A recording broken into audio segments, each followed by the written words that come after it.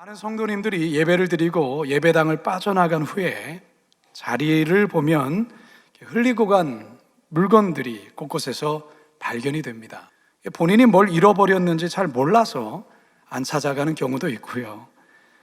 주일날 교회 와서 찾아가야지 하고 생각해서 막상 교회 오면 잊어버렸다가 집에 가면 또 생각이 나는. 그런데 사실 안 찾아가는 이유는 잃어버린 물건이 찾아도 그만, 안 찾아도 그만인 물건이다 보니 그렇다는 것이죠. 교회 와서 스마트폰 놓고 갔다가 찾아가지 않는 사람 거의 없습니다. 1시간도 안 돼요. 다시 교회로 와서 찾아갑니다. 잊어버렸다는 것을 깨달은 즉시 헐레벌떡 교회 와서 잊어버린 거 빨리 찾아달라고 요청을 합니다. 찾아도 그만, 안 찾아도 그만인 물건은 별로 찾지 않지만 자신에게 소중한 것, 값어치가 큰 거는 어떤 수고와 어떤 대가를 지불해서라도 꼭 찾아간다라는 것이죠. 성도 여러분, 성도들이 신앙생활을 하면서도 찾아도 그만, 안 찾아도 그만인 것들이 있습니다. 하지만 생명 걸고 어떻게 해서라도 반드시 찾고 회복해야 되는 것이 있습니다. 그것이 바로 신앙의 본질에 관한 것입니다. 종교개혁은 중세 1000년 동안 교회가 잃어버린 신앙의 본질을 다시 찾게 된 역사적인 날이라 할 수 있습니다. 505년 전 마틴 루터가 비텐베르크 성당 정문에 95개조의 방방문을 붙이며 개혁의 깃발을 높이던 바로 그 날이 종교개혁이죠. 바라기는 종교개혁자들이 생명 걸고 다시 찾은 이 신앙의 본질을 살펴보고 오늘날 교회가 다시금 찾아야 될 잃어버린 본질이 무엇인지를 다 같이 본문으로 들어가 살아계신 하나님의 음성 듣기를 간절히 소망합니다. 첫 번째 따라하겠습니다. 잃어버린 성경 찾기. 잃어버린 성경 찾기. 종교개혁자들이 부르짖었던 종교개혁의 3대 정신이 있습니다. 첫 번째가 오직 성경, 솔라 스크립투라. 둘째는 오직 은혜, 솔라 그라티아. 셋째는 오직 믿음, 솔라 피데입니다. 사실 종교개혁의 3대 정신은 교회가 그동안 잃어버렸던 이 3가지 본질에 대해서 이 본질을 찾자는 외침이었습니다. 이 외침의 가장 첫 번째가 뭐라고요? 오직 성경, 솔라 스크립투라입니다. 중세교회에서는 성경을 아무나 가질 수 없었습니다. 또한 교황이 허락한 성직자들 외에 성경을 읽을 수도 없었습니다. 무엇보다도 성경은 라틴어로 기록되었기 때문에 교인들은 성경을 읽을 수가 없었죠. 그래서 오직 신부들이 전하는 것만 백성들이 들어야 했습니다. 그리고 성경을 해석할 권리는 교회에만 있었고 최종적 성경 해석 권한은 교황에게 있었습니다.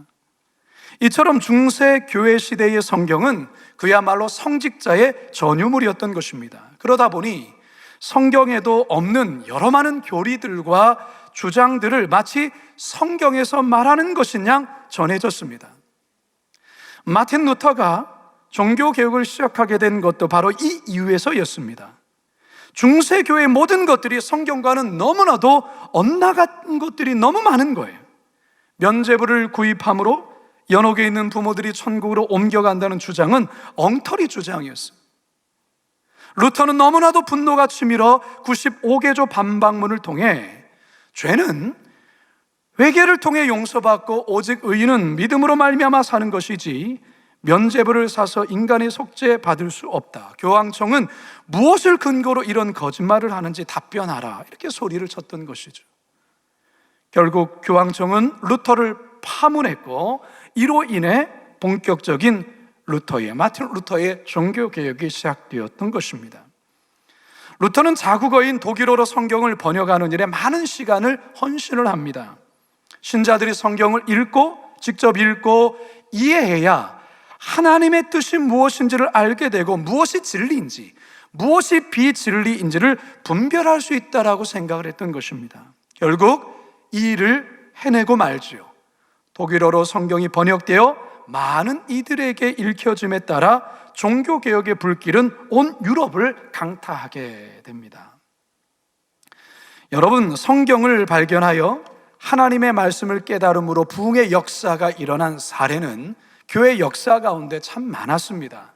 또한 우리가 성경 속에서도 그러한 사례들이 많아요. 오늘 우리가 읽은 본문 또한 그런 내용을 담고 있습니다. 남유다 15대 왕인 요시야 때에 성전을 수리하다가 성전에서 율법책을 발견하게 됩니다. 그러자 서기관 사반이 율법책을 왕에게 가지고 와서 이 사실을 보고하고 발견한 율법책을 읽어드리는데, 왕이 이 말씀을 듣다가 가슴을 찢고 옷을 찢으며 회개하는 역사가 일어납니다. 이로 인해서 온 유다 안에 엄청난 이 종교 개혁이 일어나게 되는데요, 오늘 우리가 읽은 본문 속에 그 내용이 담겨 있습니다. 8절, 10절에서 11절 함께 읽습니다. 시작. 대제사장 hil기야가 서기관 사반에게 이르되 내가 여호와의 성전에서 율법책을 발견하였노라 하고, hil기야가 그 책을 사반에게 주니 사반이 읽으니라. 또 서기관 사반이 왕에게 말하여 이르되 제사장 hil기야가 내게 책을 주더이다 하고, 사반이 왕의 앞에서 읽음에 왕이 율법책의 말을 듣자 곧 그의 옷을 찢으니라. 아멘. 사랑하는 성도 여러분, 오늘날 우리 안에, 그리고 한국 교회 안에 이 요시야 왕과 같은, 그리고 마틴 루터와 같은 말씀 앞에 통해 자복하고 시대를 분별하는 부흥의 새 역사가 일어나기를 주님의 이름으로 축원합니다. 요즘 성도들을 볼 때, 교회 올 때 성경책 잘 들고 오려 하지 않습니다. 요즘엔 스마트폰 안에 이 성경 어플을 깔면 그 편리하기도 하고 쉽게 볼 수도 있기 때문에 그러한 경향들이 많습니다. 괜찮습니다. 자, 그런데 여러분, 저는 여러분께 질문하고 싶은 게 있습니다. 여러분은 성경을 얼마나 사랑하십니까? 여러분 하루에 성경을 얼마나 보십니까? 여러분 성경에 대한 말씀을 얼마나 가슴에 새기기 위해서 애를 쓰십니까? 쉽게 볼 수 있는 어플을 다운받아 성경을 다운받아 있지만 잘 보지 않지는 않습니까? 성경 가정에 2-3권 이상 있지만 혹시 먼지만 수북히 쌓여 있지는 않습니까? 성경책 가지고 있지만 하나님이 나에게 무슨 말씀을 하시는지 전혀 관심도 없고 모른 채 신앙생활하고 있지 않습니까? 바라기는 오늘 이 종교개혁주의를 맞아서 나에게 잃어버린 성경은 무엇인지 그거 다시금 깨닫고 하나님의 말씀 되찾는 우리 모두가 되기를 주님의 이름으로 축원합니다. 두 번째 따라 하시겠습니다. 잃어버린 은혜 찾기. 잃어버린 은혜 찾기. 기독교 역사상 최초의 회의가 예루살렘 교회에서 열렸습니다. 이 회의의 중심 논제는 구원은 예수 그리스도를 믿는 믿음만으로 충분한가? 모세의 율법을 지키고 할례를 행해야 되는 것은 아닌가? 이 논제였어요. 이에 대한 결론이 무엇입니까? 구원은 오직 예수 그리스도를 믿는 믿음으로 의롭게 되며 구원을 얻게 된다라는 것이죠. 구원의 조건에는 결코 인간의 공로나 인간의 업적, 인간의 노력이 들어갈 수 없다는 것을 선언하고 있습니다. 바로 여기에 하나님의 절대적 은혜가 적용되고 있습니다. 다시 말해 예루살렘 초대교회는 이 회의를 통해 구원은 오직 하나님의 은혜로 주어는 것임을 천명한 것입니다. 여러분, 구원이 무엇입니까? 사전에서는 구원이란 영원한 고통과 멸망에서 건짐을 받는 것이다, 이렇게 정의하고 있습니다. 구원은 사람이 어떻게 해서 얻을 수 있는 것이 결코 아닙니다. 구원에 관한 한 인간이 할 수 있는 일은 아무것도 없습니다. 구원은 전적으로 하나님이 하시는 일이며 하나님의 은혜로 주어지는 것입니다.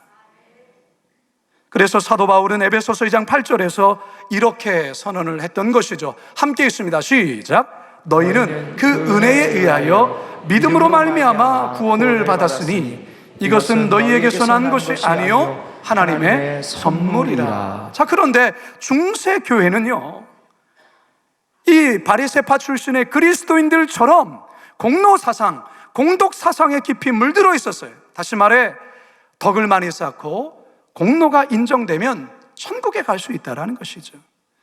그래서 면죄부 판매가 가능했던 것입니다. 자녀들의 공로로 자녀들의 공덕으로 연옥의 대기에 있던 부모님들을 천국으로 올릴 수 있다라는 거예요. 그래서 당대의 유명한 달변가이며 신부였던 태철 신부가 면죄부를 팔기 위해서 이런 연설을 하지 않습니까? 여러분의 면죄부를 산 돈이 헌금함에 떨어지는 순간, 딸랑함에 떨어지는 순간 여러분의 죄는 사해지고 여러분 부모의 영혼은 천국으로 올라갑니다. 여러분, 이 말에 어느 누가 면죄부를 사지 않겠습니까? 하지만 이 말은 거짓입니다. 구원은 돈으로 살 수 있는 것이 아니에요. 구원은 인간의 공로나 인간의 그 어떤 노력으로 얻어지는 것이 아니에요. 따라서 구원은 하나님의 절대적인 은혜요, 하나님의 선물로 받는 것입니다. 은혜로 번역하는 헬라 카리스, 이 말은 받는 자의 가치나 공적에 관계없이 공짜로 거저준다라는 뜻이에요. 자, 그런데 여러분, 하나님이 왜 우리에게 구원이라는 이 엄청난 선물을 그저 값없이 공짜로 거저주신 걸까요? 그 이유는 값으로는 도무지 그 어느 누구도 살 수 없기 때문에 하나님이 우리들에게 거저주신 거예요. 그리고 더 중요한 것은 사실 거저주었지만 이 값을 예수님이 지불하셨어요. 우리에게는 거저주신 거지만 그냥 공짜인 것처럼 보이지만 엄청난 대가를 예수님이 지불해 주셨다는 것이죠. 십자가에서 독생자 예수 그리스도께서 못 박아 죽는 그 엄청난 대가 속에 이미 지불되었기에 우리들에게는 공짜로 선물로 주어지는 거예요. 따라서 여러분, 공짜로 받았기에, 거저 받았기에 이 은혜를 값싼 은혜처럼 대하거나 여겨서는 절대로 안 돼요. 값싼 은혜. 많은 성도들은 하나님께서 우리에게 주신 이 구원의 은혜를 아주 값싼 은혜로 변질시킬 때가 있어요. 믿음으로 구원을 받는데 나 예수 믿어, 나 구원받아서, 그러면서 여전히 옛날의 습성대로 아무렇게나 살아가고 막 살아가는 성도들 볼 때가 있어요. 여러분, 착각하지 마십시오. 구원은 따나운 당상이니 죄를 좀 지어도 거룩한 열매가 없어도 별 문제가 없다는 식으로 착각해서는 안 됩니다. 안 돼요. 우리는 이 엄청난 이 구원의 은혜를 그저 받았기에 여기에 보답하는 삶을 살아가는 책임이 우리들에게 있는 거예요. 먼저는 감사죠, 감사. 자격 없는 내가 어찌 이 은혜를 받을 수 있겠습니까? 여러분, 주님의 은혜를 생각하면 눈물이 나십니까? 나야 정상이에요. 당장 죽어도 할 말 없는 나에게 이 구원의 은혜를 주신 것, 뿐만 아니라 우리 그리스도인들은 이 은혜에 보답하는 삶을 세상 속에서 빛으로 소금으로 증명하며 살아내야 된다는 거예요. 착하게 선하게 살아가는 것이 구원의 조건은 아닙니다. 그러나 은혜 받은 자의 당연한 표현은 바로 세상 속에서 그 은혜에 보답하는 인생, 빛으로 소금으로 살아가는 게 마땅한 거예요. 따라서 여러분, 하나님의 은혜, 나에게 거저 주신 이 은혜를 값싼 은혜로 변질시키지 마시고 그 은혜에 감격하고 날마다 그 은혜를 보답하는 인생 되기를 주님의 이름으로 축원합니다. 여러분들에게는 하나님의 은혜에 대한 감격이 있습니까? 왜 이렇게 아멘이 적습니까? 여러분들에게는 하나님의 은혜에 대한 감격이 있습니까? 주인된 나를 죽기까지 사랑하시고 독생자 예수 그리스도를 기꺼이 주시며 은혜로 나를 구원해 주신 그 하나님에 대한 깊은 감사. 혹시나 이거 잃어버렸다면 이 예배를 통해서 다시금 이 은혜 회복하시고 찾으시는 우리 모두가 되기를 주님의 이름으로 축원합니다. 마지막 세 번째 따라하겠습니다. 잃어버린 믿음 찾기. 잃어버린 믿음 찾기. 1505년 여름 에어프로트 대학에서 방학을 맞은 루터는 알렉시스라고 하는 친구와 함께 부모님이 계시는 고향 마스펠트로 가고 있었습니다. 이 만스펠트 근처의 산자락을 지나갈 때의 무렵에 갑자기 폭풍우가 갑자기 몰아쳤고, 그때 내리치는 번개에 그와 함께 동행하던 그 친구가 그 자리에서 즉사하고 말았습니다. 순간 두려움에 휩싸인 루터는 하나님을 향해 절박한 마음으로 기도를 합니다. 주께서 이 위험에서 만일 나를 구해 주신다면 이제 온전히 하나님께 제 자신을 바치겠습니다. 친구의 죽음에 큰 두려움과 비통함 속에 며칠간 고통스럽고 슬픈 시간을 보내야 했습니다. 이제 나는 무엇을 해야 하는가? 선결하지 못한 이 마음, 두려운 하나님 앞에 어떻게 나갈 수 있는가?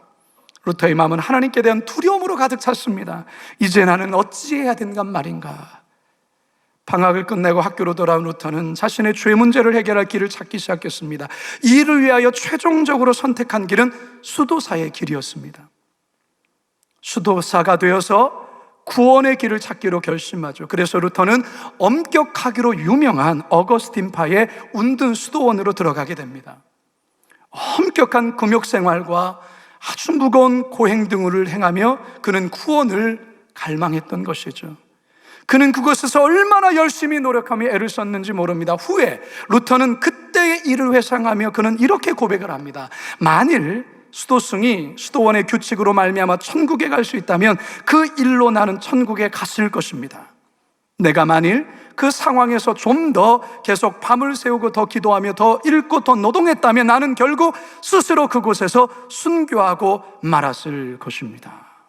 엄격한 수도원의 규율을 거의 완벽하게 이행을 했다라는 것이죠. 그래서 그는 초고속으로 정식 사제가 되었습니다. 그럼에도 불구하고 루터의 마음에는 여전히 알 수 없는 그 죄책감과 두려움과 정죄감에 시달렸다라는 것입니다. 이러한 루터의 절망을 옆에서 안타깝게 지켜보던 수도원장이자 위텐베르크 주교인 요하네스 폰 슈타우피츠는 끊임없이 고통하는 루터에게 신학 공부를 권면합니다.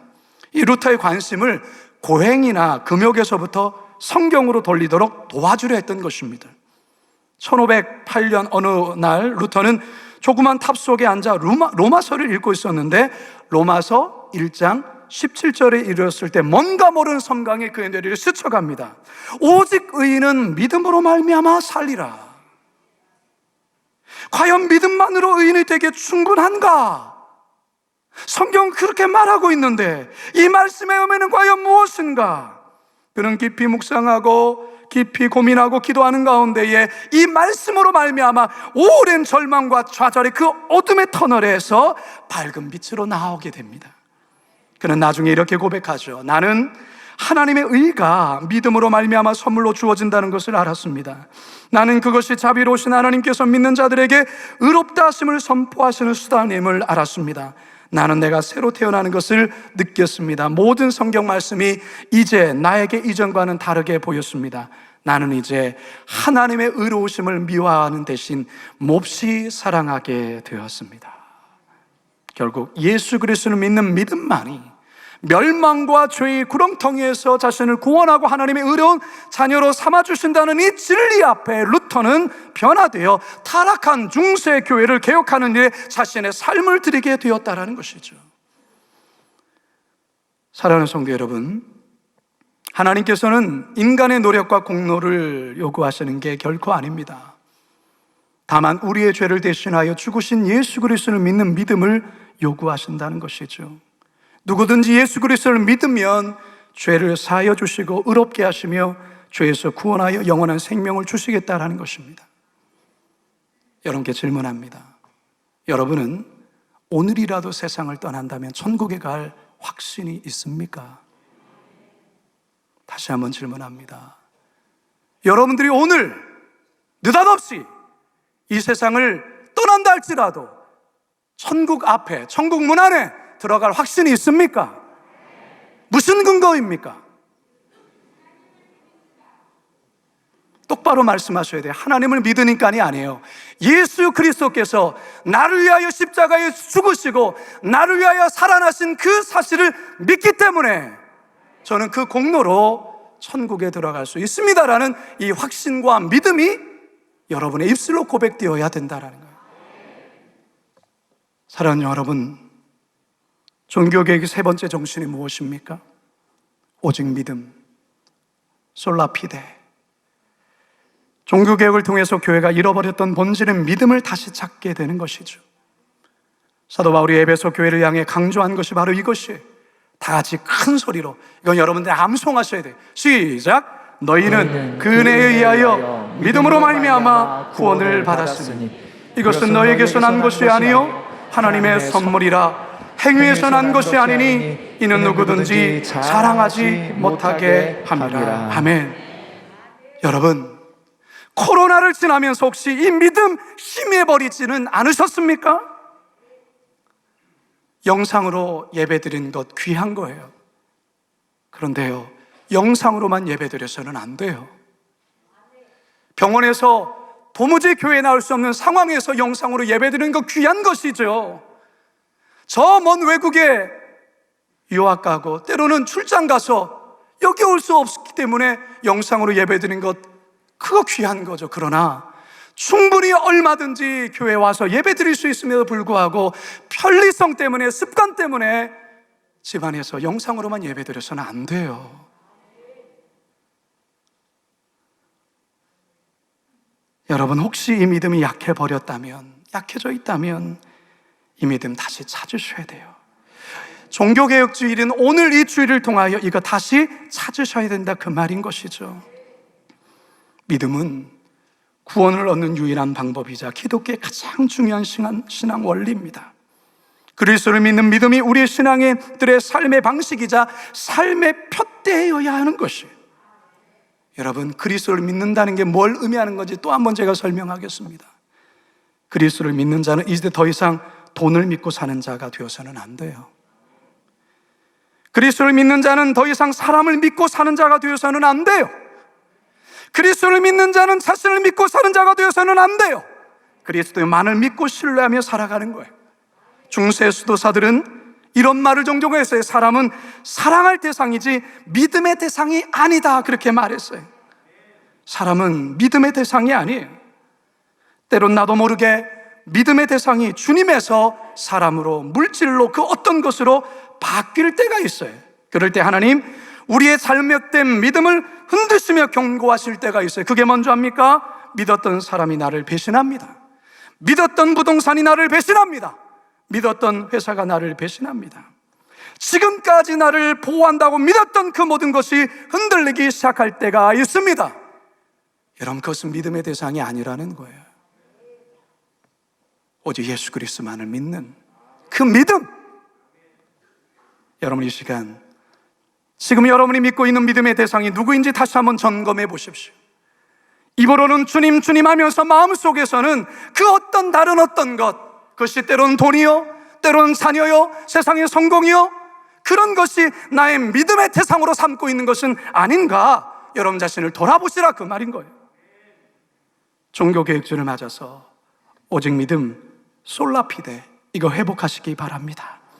오직 나의 믿음은 예수 그리스도십니다. 다시금 고백하시는 저와 여러분들의 시기를 주님의 이름으로 축원합니다. 이제 말씀을 마치려 합니다. 종교개혁은 잃어버린 본질을 되찾는 날입니다. 혹시 하나님의 말씀인 성경을 잃어버리지는 않았는지, 혹시 값없이 나에게 주신 이 은혜를 잃어버리지는 않았는지, 혹시 그리스도를 믿는 그 믿음을 잃어버리지는 않았는지, 505주년 종교개혁주를 맞아 세 가지 본질 다시 되찾는 성도들, 날마다 개혁하는 거룩한 빛 광성교회 되기를 주님의 이름으로 축원합니다.